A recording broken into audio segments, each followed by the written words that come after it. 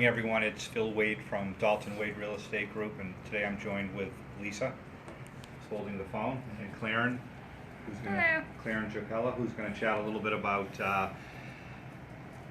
how she's gone from sort of a brand new real estate agent 11 months ago into having 15 transactions, 2 under agreement, and 16 hot buyers, all in the last 11 months. I'll kind of ask Claren some questions, and then she'll talk, and then we'll kind of open it up to everybody on Periscope if they have any questions. So Claren, maybe you can start by telling us, how you've been, how you've done so well. All right. Hello, everybody. So I think the beginning of the year I started at a really good time. It was just spring and it was really busy, so I think that really jump-started everything and made me feel more confident in what I was doing. But the last couple months have been kind of slow.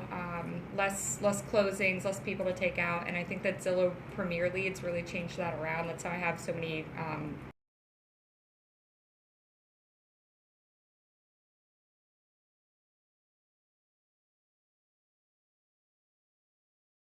That's how I have so many hot buyer leads now. These people are just more serious. A lot of them are already pre-approved sometimes.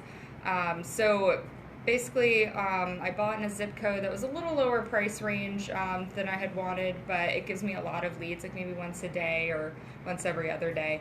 And I try to call them back right away or answer the Zillow lead call that comes in and look up the property. If it is available, I'll ask them right away if they want to go and see it, try to set up an initial meeting. If it's not available and it's under contract, I'll still try to get them to go see it. I won't lie to them, I'll tell them it is, but that they can accept backup offers and it's still worth seeing because things fall out under contract all the time during the inspection period. And then I think an important part of that initial phone call is just being really friendly and asking them for the features they're looking for in the area of town they want to live in their price range, so that you can go ahead and set them up on the MLS, because the odds are the property you take them to see isn't going to work out anyway. So I always set them up on that, ask them if they want to go see any of those to let me know. I'll even check in to see if they favorited anything and then bring it up to them, like, oh, do you want to see this, even if they haven't contacted me yet. And then after that initial call, I kind of wait, don't call them the next day, kind of wait 2 days, 3 days, just see if they're checking in. I just, try not to be all on top of them. I think they appreciate that. And I'll always send them lenders if they, I'll mention that in the first phone call, ask if they're pre-approved, and send them a list of lenders if they're not.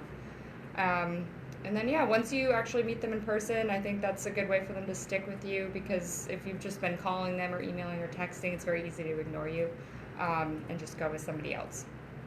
So, of the people that you actually then get out, how many do you think, actually end up purchasing something? Meaning, if you took 10 people that you met, how many do you think you will actually end up doing a transaction with? Roughly. I would say maybe half. Half? Hopefully. I don't know. Yeah, kind of my own has been around 6 out of 10. Okay. So yeah, it's sort of right there. So, so again, it's very, they're online. You got to get them offline. You got to meet them. That's a critical step in sort of the whole sort of sales process. Claren, what about the folks that you don't get to pick up the first time? You leave them a message? What do you do? Yeah, so the people that don't pick up, I will call, text, and email them the first day. Same thing the second day and the third day, and then if nothing, then I kind of call them, or do you just each day I call, because that's more effective than just texting or emailing. And then if that doesn't work in the first 3 days, then a week later I'll reach out again with those 3 items, and then kind of maybe a week after that, and then if nothing, I just... How do you keep track of all that? Do you use the to-dos? Or I use the Boomtown to-dos all the time. Every time I'm done doing a task for someone, I set myself another one.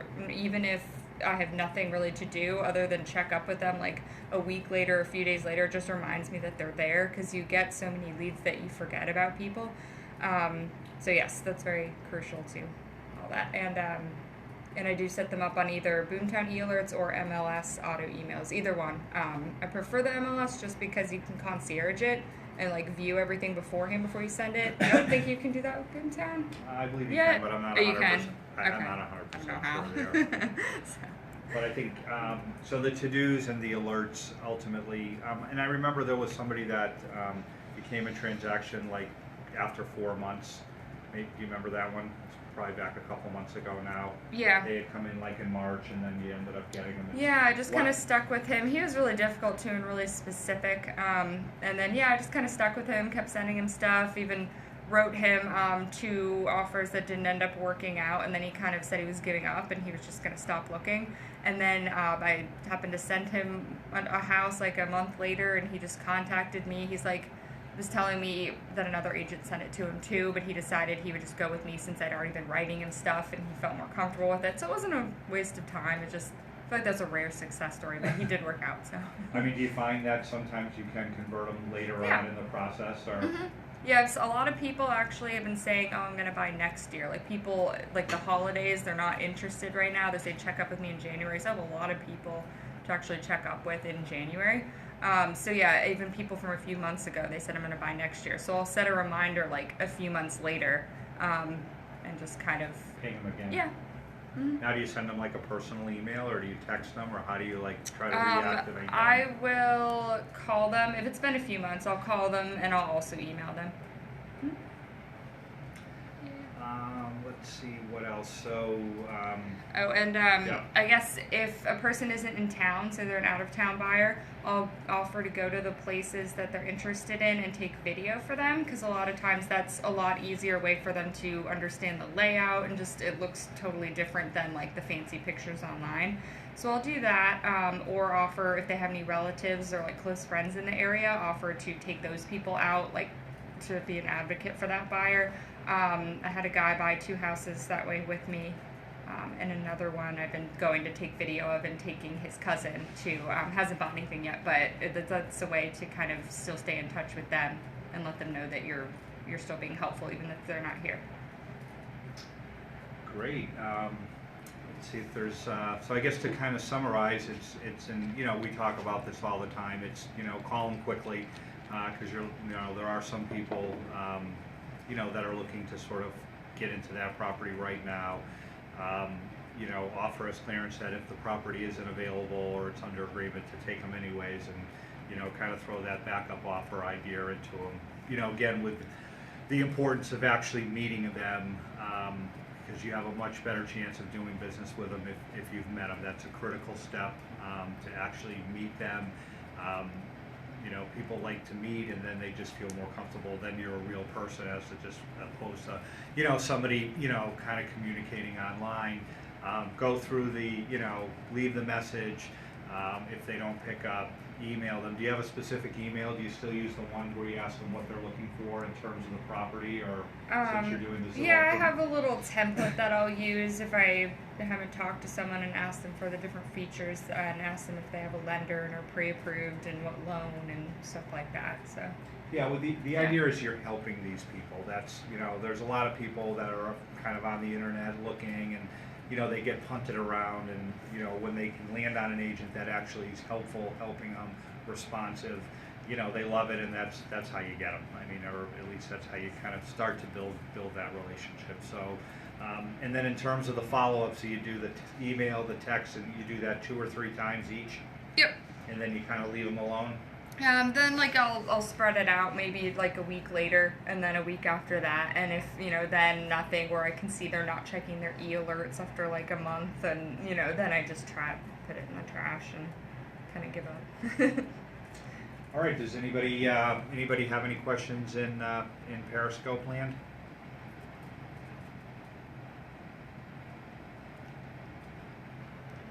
Anything, Lisa, coming through? No. Do you have any questions, Lisa? Well, I guess I'm wondering in terms of, because I know it can get busy, and I know that people can be demanding on your time. How do you sort of structure your time to make sure that you get these sort of little things done?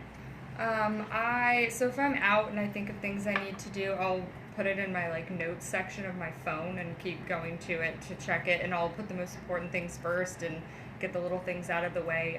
Maybe in between appointments, if I'm driving from one showing to the other and I have time, I'll just kind of pull over into a parking lot and just kind of get that email out of the way or call that agent that I needed to ask questions to.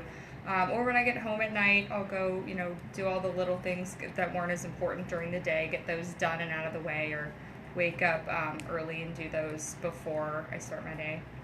Is there like a specific time that you sort of do your updates to your kind of CRM Boomtown, or how do you do that, or is that just kind of do it? Usually in the morning, I'll get up and I will sit at my desk and go through my tasks, my to-do list, and I'll go through my MLS emails and look at the properties and send those out to people. So I usually do that stuff first thing in the morning and get it out of the way.